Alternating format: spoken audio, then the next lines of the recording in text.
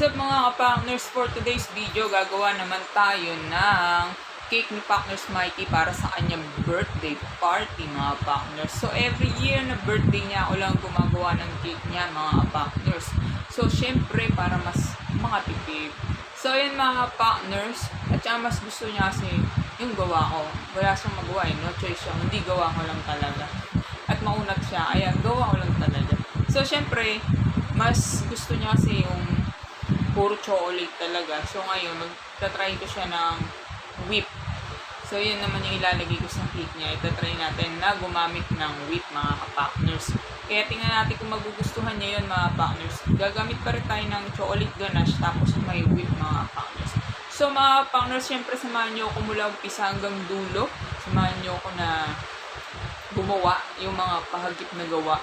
Kumbaga hindi ko naman talaga, hindi naman totally bibigay ko yung kumbaga yung mga measurement or ano. Pakita lang yung parang memories ba tuwing birthday niya yung paggawa ko ng cake. So, tara na mga partners, let's go watch this.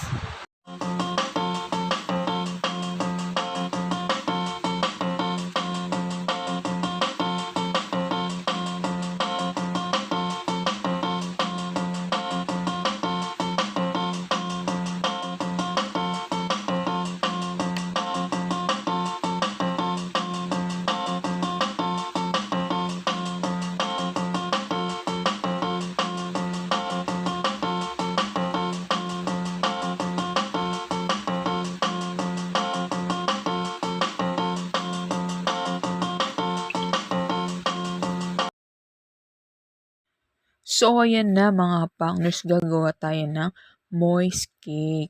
Moist cake mga partners. So, ayan, sama-sama ko na dyan yung ingredient flour, baking powder, salt, cocoa powder, at saka yung coffee, ganyan. So, ayan, i-cream natin ang ating butter. I-creamy natin, tapos lalagyan natin sugar. So, yun mga partners, pakita ko lang sa inyo, parang ano lang kasi to parang, ang tawag dito, souvenir kumbaga, parang may ito throwback tuwing every year na gumagawa ako ng cake ni Partners Mikey tuwing birthday niya, yan. So, nakaraan taon, kung makikita nyo, yung ginawa ko din is chocolate chiffon cake yun with chocolate ganache. Baka nagtataka kayo ba ito walang pagbabago, may ganache pa rin. Kumbaga kasi Partners Mikey ayaw niya ng ibang flavor, mahilig siya sa chocolate. Chocolate lang yung gusto niya na bang flavor or icing ng ano niya, cake. So ngayon, magta-try ako ng whip tapos chocolate ganache. Kasi ako naman mahilig ako sa whip or sa buttercream yan. Pero mas masarap talaga yung whipped cream. So, yun, itatry ko sa kanya, titingnan ko kung gusto niya yung whip. Kasi masyado nga maarte sa icing. Mapili, di ba? Alam mo na, nakatikim siya ng cake ng bata siya. Joke lang, Partners Mikey. So, yun nga. Yan yung ano. Hindi na ako ang tawag to, ng mixer dyan. Kasi, tumatalsik lang yung powder na kakaubo eh. Ayan, halo na lang wire whisk. Tapos yan, okay na yan mga partners. Ilagay na natin sa ating pan. 9x9 ata yung pan na yan eh. So, ayan, tatry ako ng ibang design. So, dalawa yan ha. Ang ginawa ko is isang, yan, moist cake at saka chiffon cake. Yung isang chiffon cake, yan yung nilagay ko. Kasi yan, butter yan. So, yung pwede sa akin dapat yung cake, yung chiffon cake. Kasi yung nilagay ko doon oil ay olive oil. Yun. So, ayan yun, yung may olive oil mga partners. Di ko na napakita guys yung paano ko naluto yan or ano, napasok lang sa oven, yun lang napakita eh, di ba? So, yan, pinakamahirap sa lahat, magkinis ng cake mga partners. So, nung nag-aral ako ng bread and pastry, kala ko hindi ako papasa kasi hindi ako marunong talaga dyan. Kasi nga, nanginginig na yung mga kamay ko mga partners. So, bata pa lang ako, nasa kusina na ako, lumaki na ako sa kusina, tas kusina din yung naging trabaho ko. Pati yan mga partners, pag-design ng cake na, ayan ang akala ko ibabagsak ko sa bread and pastry. Tapos, okay naman, naapasa naman, pero gusto ko pang mag-enroll para matuto pa ng mga design, di ba, sa cake. So, yan mga partners, yung ginawa ko niyan, katangahan yan, ginawa ko na yan. So, yung Hindi ko alam kung paano yung ginawa. So, binura ko yan. Yan, inulit ko na yan mga partners. Kung titignan nyo, iba na yan, bago na yan. So, hindi ko alam kung ano ang tawag sa design na yan. Diba? Parang Black Forest naman Wala lang naman siyang cherry Diba mga partners? Tapos, ano lang siya, puro chocolate lang yung labas niya. So, okay na yan mga partners. Yayamanin style na yan para sa akin. Tapos ito naman, natatry ko lang kahit hirap ako piping mga partners. Kumbaga, na-e-elib kasi ako sa mga design ng yung 3D cake. So, mapapansin nyo parang hindi pantay yung cake, di ba? Parang, ginawa ko talaga yan na parang hindi pantay siya. Parang naman siya, parang drawing lang talaga, di ba? Parang banking, ganyan. Hindi perfect. So, kahit yung pagpunas, di ko na perfect kasi kahit i-perfect ko yan, mga partners, walay talaga.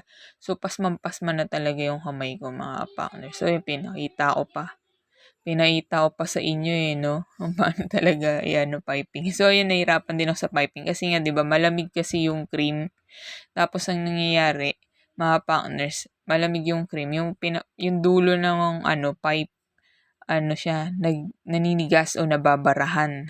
Kaya yun, nahirap, nagpuputol-putol. Pero at least, di ba, na-try ko naman. Matagal ko nang gustong i-try yan yung design na ganyan. So, parang dirty ng design ko. Pero okay na yan.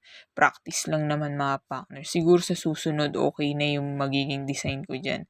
Tapos yun nga, yung dulo ng pipe ko. Kaya yung mga nagdi-design ako, wala yung mga yung mga tools di namin makita yung mga design ko na flowers or hindi ko makita. So, ang hirap kasi maghanap. And, nakakalat kasi yung mga gamit ko kung saan nakalagay. Kasi syempre, hindi naman sa amin tong bahay, di ba? Kaya yung iba na tinago namin. Kumbaga sa nanay ko tong bahay. Kaya ibang gamit ko natago. Tapos hindi ko na alam kung saan ko na natago o saan na namin nalagay. So, ayan, kaya tiis-tiis, kaya yung nasa design niya, no? Yung mga design sa ibabaw, di ba? Wala man lang korba-korba, parang para lang poop. So, ayan ang mga partners. Tapos, nilagay ko na sa rep, di ba?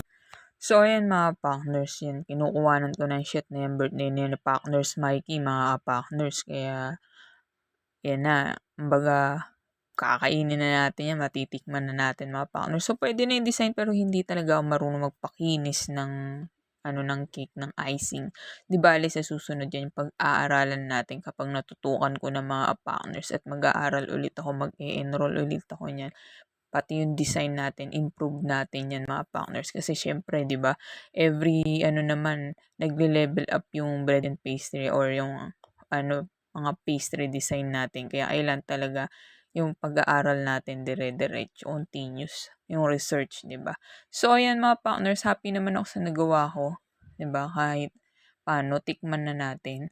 Yan, diba? Sarap mga partners. Yan yung gusto ko sa icing mga partners. Makapal, hindi tinipid. So, yung cake na ginamit ko naman dyan, ayan yung sinasabi kong chiffon cake. So, yung isa, nasa freezer yun. Matigas yun, sigurado kasi nasa freezer nilagay. So, ayan yung mga partners, napakasarap. Di ako makapag dyan open ng kasi baka makaka-copyright tayo kasi may sounds. Nanonood kami ng TV. So, ayan, tinikman na natin. Siyempre, mga partners, napakasarap. Ubus ka agad yan. Araw na yun na kinain namin. Ubus ka agad yan, mga partners. On. Ayan na. Ang sarap na. Finally. Finally. Try na natin mga partners. Nagbibiwaan siya. Tigas. Tigas eh. Galing rep. Uy, yun, no? Talagang kinuha yung may icing dyan, no? Ang mayaman. Ang butter kasi yan, kaya talagang heavy gut yan. Baka hindi ko makuha. Makukuha mo yan. Hindi mo kasi ininit yung utsilyo, eh. Iyon. Iangat mo ng tinidor dapat ba? Ayan na mga partner. Sagad hanggang buto. Ang sarap. Isang sugo.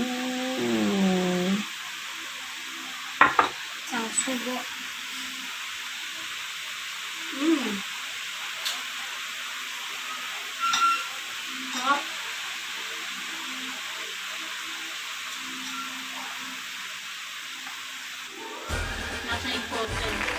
Imported. Gawa ng imported. Mas masarap yung cake na malamig, no? Ayaw ng malambot na cake. Gusto matigas. Masarap yung pagka-butter niya. Sarap. Yum, yum, yum. Nasa important.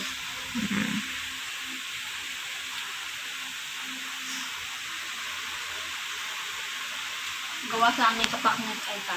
Mga kapaknat.